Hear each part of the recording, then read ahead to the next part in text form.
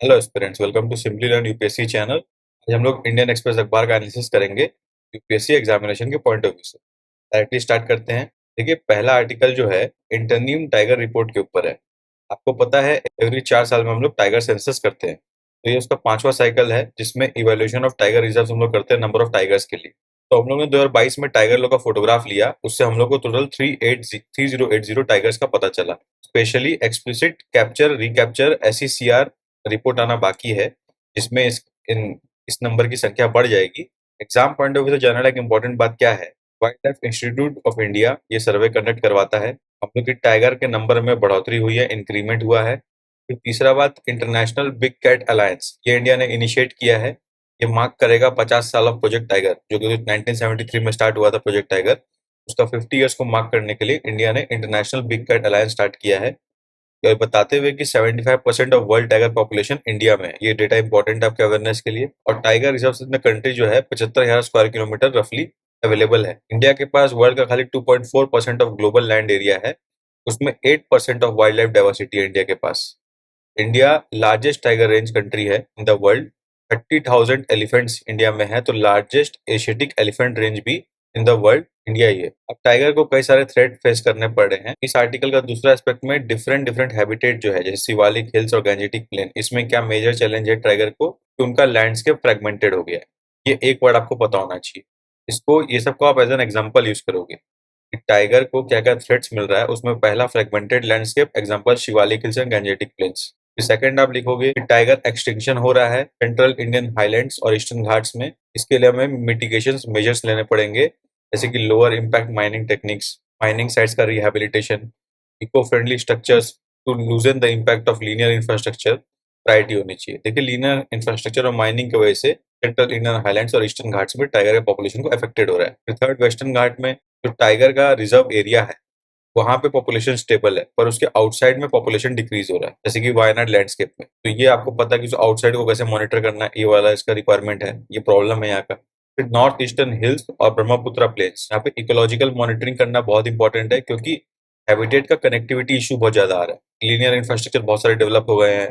Several hydro electric projects जो है ये डिस्टर्ब कर रहा है एग्जिस्टिंग कॉरिडोर्स को। इससे संभावना है कि टाइगर का जीन पूल भी ऑल्टर हो जाए। फिर सुंदरबन में क्लाइमेट चेंज का इम्पैक्ट पड़ रहा है, राइज इन सी लेवल का इम्पैक्ट पड़ रहा है। फिर डेल्टा साइड में काफी इरोजन देखा जा रहा है। तो ये सारे बायोटिक इंटरफेरेंस जो ह्यूमन के संग भी हो रहा है कि लाइवलीहुड के लिए ह्यूमन वहां पे पहुंचते हैं आसपास में, फिशिंग के लिए, पाम के लिए, टिम्बर एक्सट्रैक्शन के लिए। और फिर इंटरनेशनल और नेशनल वाटरवेज भी इंडिया बन रहा है, इंडिया यूज कर रहा है, बन रहा है। तो इससे टाइगर पॉपुलेशन वल्नरेबल है।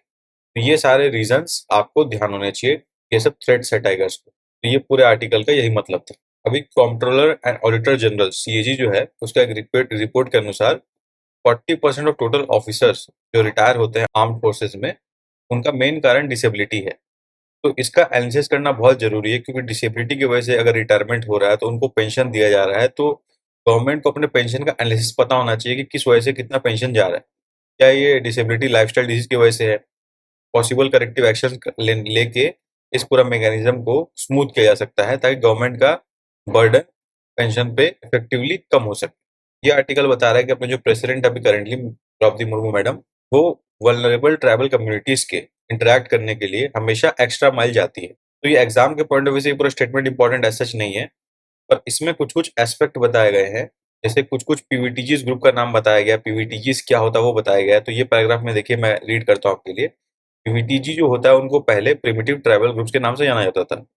ये एक सब क्लासिफिकेशन है शेड्यूल्ड ट्राइब्स का। पीवीटीजी लिस्ट जो है वो गवर्नमेंट का द्वारा क्रिएट किया गया था to improve the living standard of endangered tribal groups. ये पीवीटीजी का मकसद था।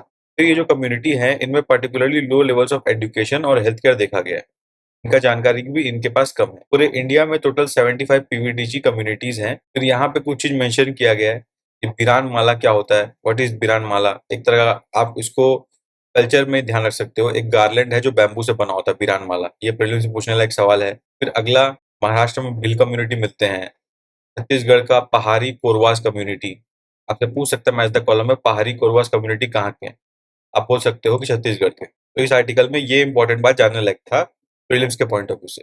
फिर ये एक एक्स्ट्रा बात ये है कि अमृत उद्यान क्या होता है। तो राष्ट्रपति भवन के बाहर जो भी गार्डन्स होते हैं उसको अमृत उद्यान बुलाया जाता है। उसको इनॉग्रेट किया गया था कुछ दिन पहले। तो वहाँ पे कई सारे गेस्ट आते हैं, तो उसमें एक गेस्ट आया था ट्राइबल ग्रुप से, सेल्फ हेल्प ग्रुप के लोग, तो उनको एड्रेस करते हुए द्रौपदी मुर्मू जी का ये फोटो है। तो बस अमृत उद्यान क्या होता है ये आपको पता होना चाहिए, ये एक्स्ट्रा बात है। अब एक और इम्पोर्टेंट बात क्या है, जोजिला टनल। जोजिला टनल जो है ये पलताल एरिया में गंदरबाल रीजन में बनने वाला है, तो इसमें काम चल रहा है, एक्सपेक्टेड है कि दिसंबर 2026 तक ये बन के रेडी हो जाएगा। ठीक है। अब जोजिला टनल विद एड मोर टनल जो सोनमार्ग एरिया में पड़ता है गंदरबाल के, ये दो नाम आपको पता होना चाहिए कि कौन से स्टेट में पड़ता है। Kashmir region to Ladakh region को कनेक्ट करना चाहते हैं ऑल वेदर रोड कनेक्टिविटी से, ये strategic Srinagar Leh national highway पे पड़ते हैं, तो इसका मतलब जम्मू एंड कश्मीर रीजन में और लद्दाख रीजन में ये चीज अवेलेबल है, तो इसलिए आपको जोजिला टनल और जेड मोर टनल का नाम पता होना चाहिए। अब देखिए मेंस के पॉइंट ऑफ व्यू से एक इंपॉर्टेंट मुद्दा है इन्फिल्ट्रेशन। इंटरनल सिक्योरिटी में बड़ा चैलेंज है इन्फिल्ट्रेशन। बीएसएफ जो है बॉर्डर सिक्योरिटी फोर्स, ये इंडिया बांग्लादेश का बॉर्डर प्रोटेक्ट करती है। तो अभी उन्होंने बताया कि मिजोरम और आसाम में जो सेक्टर्स है वहां पे इन्फिल्ट्रेशन का नंबर बढ़ा है, तो ये एज अ इन्फॉर्मेशन आप याद रख सकते हो।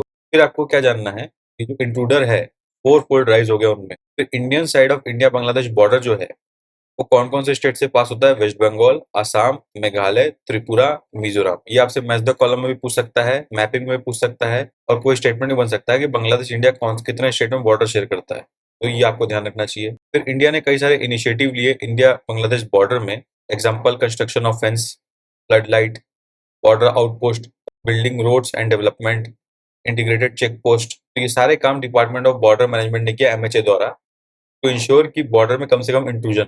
उसके बाद भी इंट्रूजन काफी ज्यादा है, स्पेशली मिजोरम और कच्छ रीजन में। इसका मेन रीजन ये है कि इंडिया बांग्लादेश बॉर्डर में हाई डिग्री ऑफ पोरोसिटी है, तो ये कुछ बात आपको ध्यान रखने हैं।